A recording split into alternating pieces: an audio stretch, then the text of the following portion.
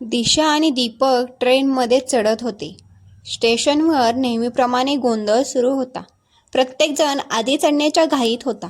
कुणालाही शिस्त पाळण्याची पर्वा नव्हती. दिशा मनातच वैतागली. गाडी काही सेकंदासाठी नव्हे तर पूर्ण 5 मिनिटे थांबणार होती. जर लोकांनी आधी उतरणाऱ्यांना उतरू दिलं असतं आणि नंतर चढलं असतं तर सगळं किती सहज झालं असतं. पण प्रत्येकाला स्वतःचं आधी पोहोचायचं असतं. दिशाने शांतपणे चढायचा प्रयत्न केला, पण मागून येणाऱ्या गर्दीने तिला ढकलतच पुढे नेलं. अशा गर्दीत होणारे धक्के जणू नेहमीचे झाले होते. विशेषतः स्त्रियांना तर अशा परिस्थितीची सवय करून घ्यावी लागते. गाडीत शिरल्यानंतर दोघे त्यांच्या सीट शोधू लागले. दीपक नेहमीप्रमाणे सतत सूचना देत होता, जणू तिला स्वतःला काहीच समजत नाही. दिशाने त्याकडे दुर्लक्ष करण्याची सवय करून घेतली होती. जागा सापडल्यानंतर तिने सुटकेचा श्वास घेतला. ती खिडकीजवळ बसली आणि तिच्या शेजारी दीपक बसला. समोर एक तरुण मुलगी बसली होती. तिच्या चेहऱ्यावर उत्साह स्पष्ट दिसत होता. ती दिशाकडे पाहून हसत होती, जणू कुणाशी बोलायची इच्छा होती. दिशाने लगेच दीपककडे पाहिलं. तिचा अंदाज बरोबर ठरला. दीपकचं लक्ष त्या मुलीकडेच गेलं होतं. दिशाला आतून अस्वस्थ वाटलं. ती एकटी असती तर त्या मुलीशी गप्पा मारायला तिला आवडलं असतं, पण दीपकसोबत असताना ती तसं करू शकत नव्हती. तिने लगेच पर्समधून एक मासिक आणि वर्तमानपत्र काढलं. "घ्या, तुमचा पेपर वाचा," ती म्हणाली आणि स्वतः मासिकात डोकं खुपसून बसली. दिशा आधी खूप बोलकी होती, पण लग्नानंतर हळूहळू बदलत गेली.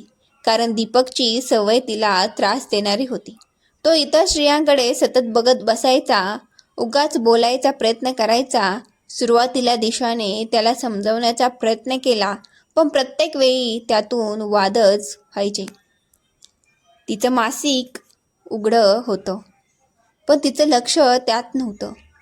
ती अधूनमधून दीपककडे पाहत होती. पेपरच्या आडूनही त्याची नजर समोरच्या मुलीकडेच होती.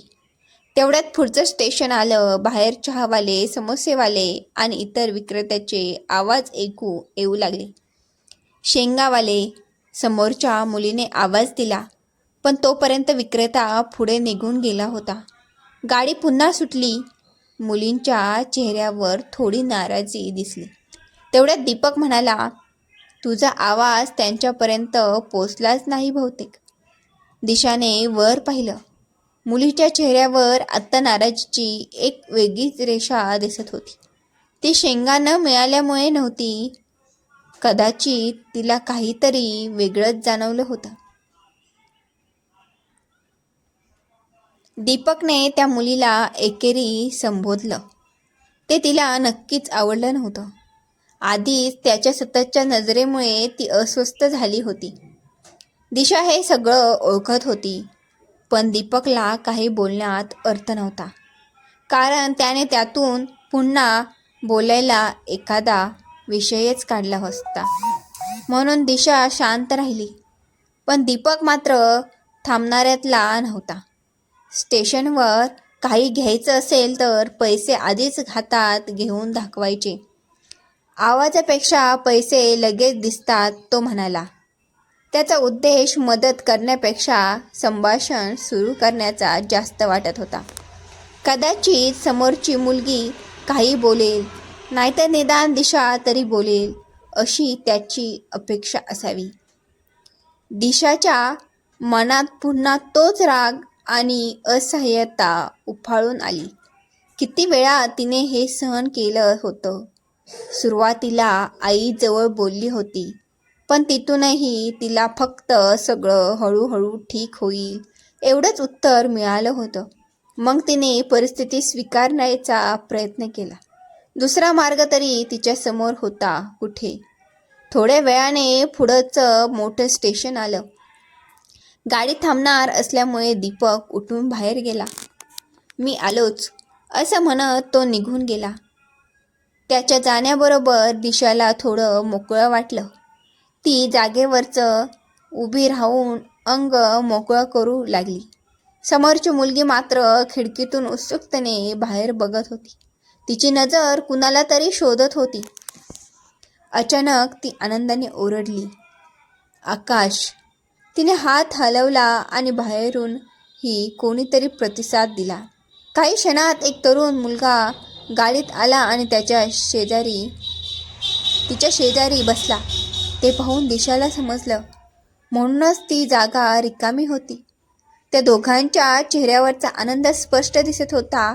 ते मित्र असतील, एकत्र शिकत असतील किंवा नोकरी करणारे सहकारी. दिशा मनात अंदाज बांधत होती. आता ती मुलगी पूर्ण बदलली होती.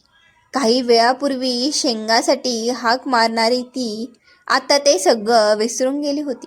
दोघंही त्याच्या गप्पात इतके रमले होते की बाकी जग जणू अस्तित्वात नव्हतं. तेवढ्यात दीपक परत आला. हातात शेंगाच्या पुड्या होत्या.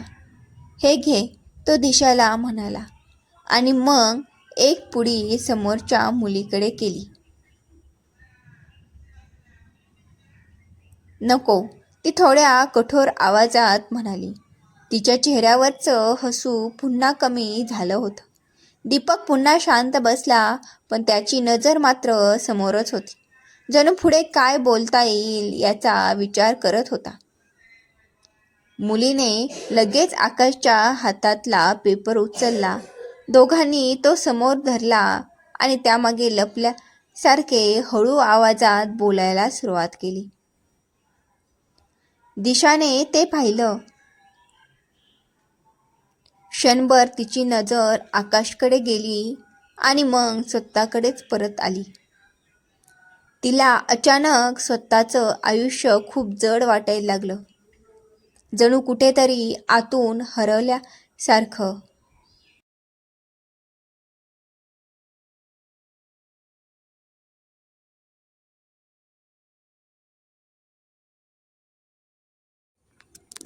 दिशाने पुन्हा एकदा आकाशकडे पाहिलं.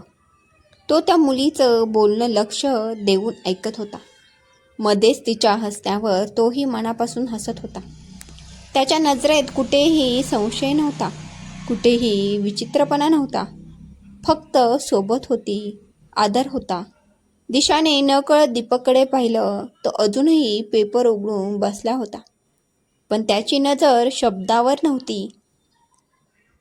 पहिल्यांदाच दिशाच्या मनात एक विचार अगदी स्पष्ट उमटला. संसार फक्त एकाच छताखाली राहण्याचं नाव नसतं. संसार म्हणजे समोरच्याला सुरक्षित वाटणं असतं. गाडी पुढच्या स्टेशनकडे धावत होती. बाहेरची झाडं मागे पडत होती.